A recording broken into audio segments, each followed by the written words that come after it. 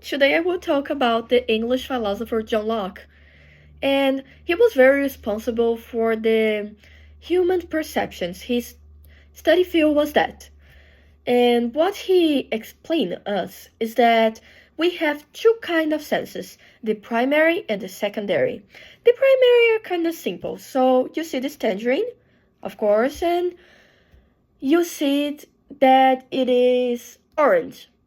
And also, it's a tangerine. We all agree. We can't even deny that it's a tangerine, because that's what our primary senses tell us.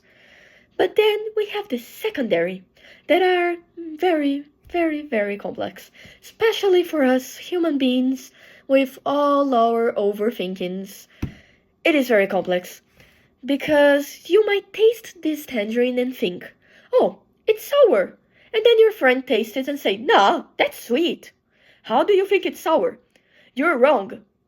No, you are not wrong. And he's not right, and she is not right, and they are not right.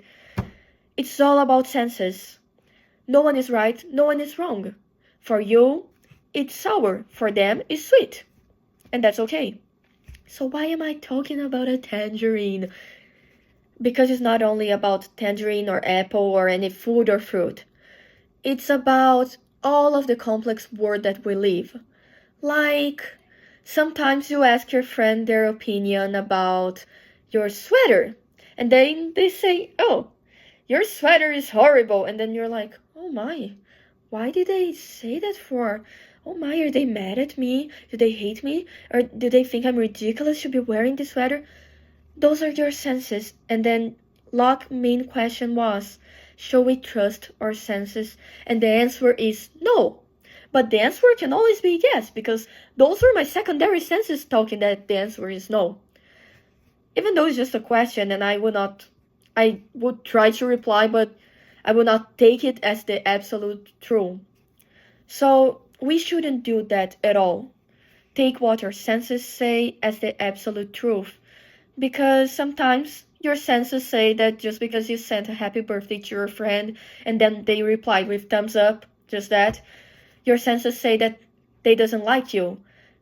And then you just get a text later about they saying, oh, I'm sorry not replying you right. I was rushing with the amount of text messages. And then you think, oh, yeah, it makes sense, because sometimes it's not about you necessarily. It's not about what your senses say. And also, you were not wrong. It was just what you felt at the time. So how to deal with that and not have stresses and chill out with this senses thing? A healthy conversation would help. Like, really, just if you feel offended with maybe your friend's comment because it reflects on their senses, just tell them, look, I felt a little bad with that. And then you can find an equilibrium between your senses and get to know even more and more how to deal with this tricky world that we live. Well, that was it. I hope I helped your case. Bye bye.